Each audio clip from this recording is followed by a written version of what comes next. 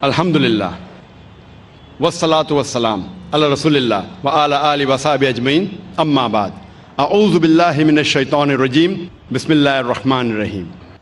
میرے محترم بزرگوں، میرے عزیز بھائیوں اور بہنوں، اور پیس ٹی وی پہ لائیو دیکھنے والے کروڑوں ناظرین، السلام علیکم ورحمۃ اللہ وبرکاتہ۔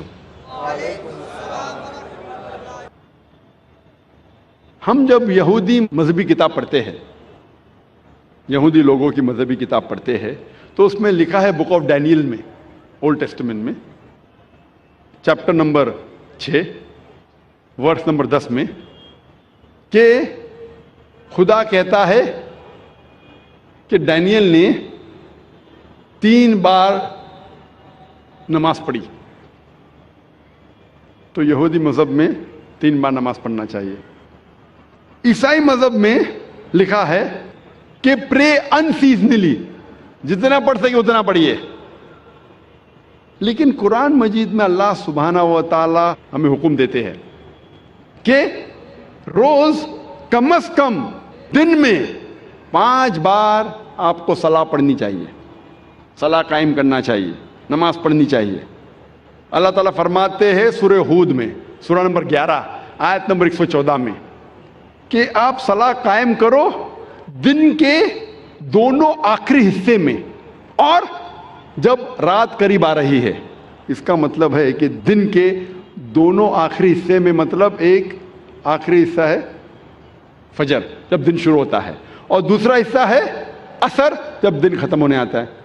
اور کہا گیا ہے کہ جب رات نزدیک آ رہی، مطلب مغرب صلاح۔ تو اس آیت میں اللہ تعالیٰ ہدایت دے رہے کہ 3 بار نماز پڑھو، فجر، عصر، مغرب۔ اللہ تعالیٰ فرماتے سورہ اسراء میں، سورہ نمبر 17 آیت نمبر 78 میں، کہ نماز قائم کرو فجر کی، صبح کی، اور جب سورج اونچائی سے اترنے لگتا ہے، اور رات کے حصے میں۔ یہاں اللہ تعالیٰ ہمیں کہہ رہے 3 بار نماز پڑھو، ایک ہے فجر، تو پھر سے دہرایا گیا ہے، جو سورہ ہود میں بھی کہا گیا تھا، اور سورج جب سب سے اونچے حصے پہ ہے، ایٹ دا پینیکل، جب اترنے لگتا ہے، یہ وقت ظہر کا، اور رات کے حصے میں یہ عشاء کا۔ تو یہ دونوں آیتوں سے ظاہر ہوتا ہے کہ ہمیں کم از کم نماز 5 بار پڑھنی چاہیے۔ اور کئی آیتوں میں اللہ تعالیٰ ذکر کرتے نماز پڑھنے کے بارے میں، مثال کے طور پہ سورہ طہ، سورہ نمبر 20 آیت نمبر 130 میں، اور سورہ روم، سورہ نمبر 30 آیت نمبر 17-18 میں۔ ہر مسلم کو کم از کم 5 بار صلاح قائم کرنی چاہیے۔ ایک ہے فجر، جب دن شروع ہوتا ہے، جب رات میں آپ کو سفیدی نظر آتی ہے، اس وقت سے لے کے سورج نکلنے کے پہلے تک۔ پھر ظہر کا وقت، سورج سب سے اونچائی پہ رہتا ہے جب اترنے لگتا ہے، اور ظہر اور عصر کے بیچ، یا جب آپ کی پرچھائی دگنی ہو جاتی ہے۔ تیسری صلاح ہے عصر، ظہر کے وقت کے بعد سے شروع ہوتی ہے، اور سورج ڈھلنے سے پہلے۔ چوتھی صلاح ہے مغرب کی، سورج ڈھلنے کے بعد سے شروع ہوتی ہے، اور آسمان میں لالے ختم ہونے سے پہلے۔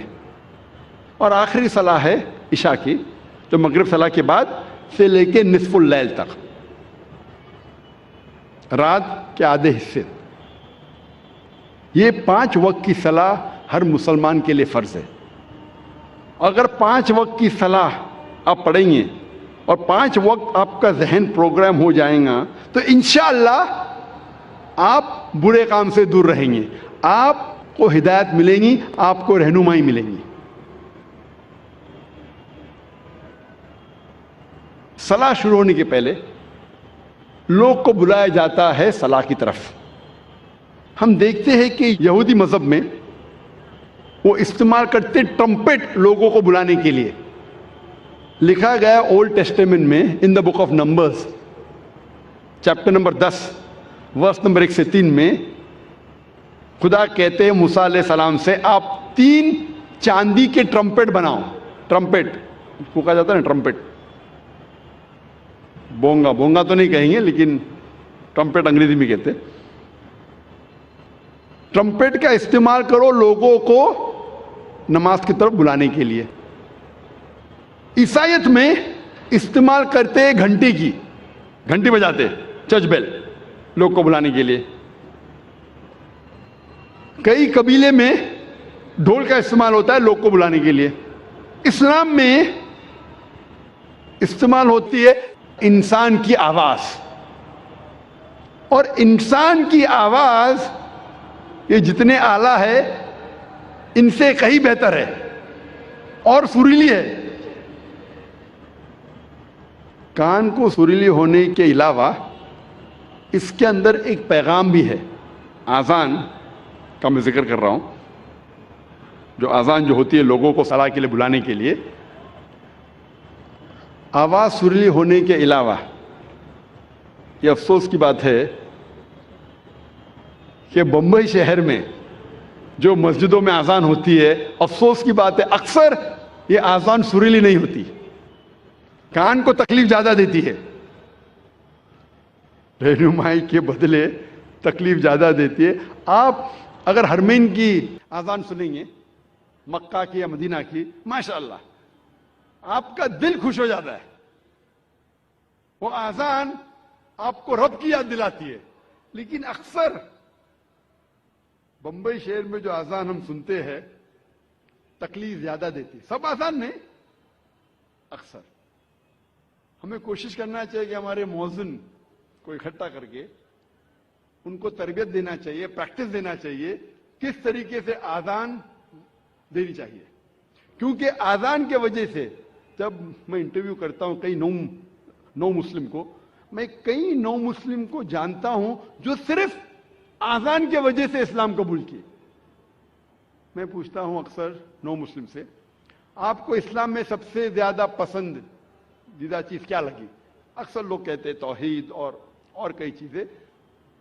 कुछ लोगों ने मुझसे कहा वो आज़ान इतनी अच्छी है कि जब भी आज़ान सुनता हूं मैं, दिल मेरा बाग बाग हो जाता है, दिल खुश हो जाता है।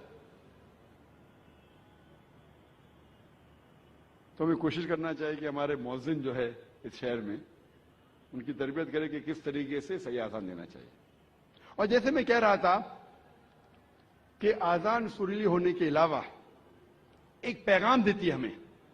अफसोस की बात है कि अक्सर मुसलमान आज़ान की मानी जानते ही नहीं।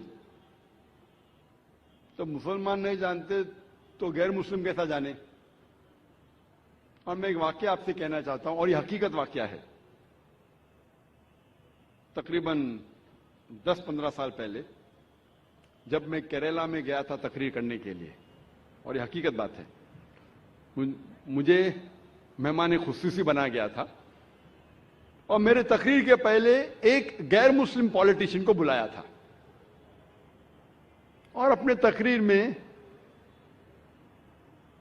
हर पॉलिटिशियन जो गैर मुस्लिम में कोशिश करता है कि अगर मुस्लिम गैदरिंग देखता है तो वो तारीफ करेगा इस्लाम की।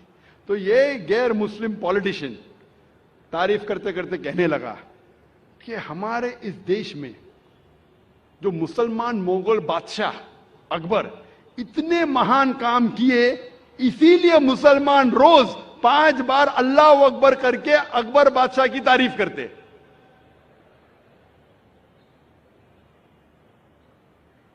आप समझ रहे होंगे जोक है, जोक नहीं हकीकत है, और मैं खुद गवाह हूं।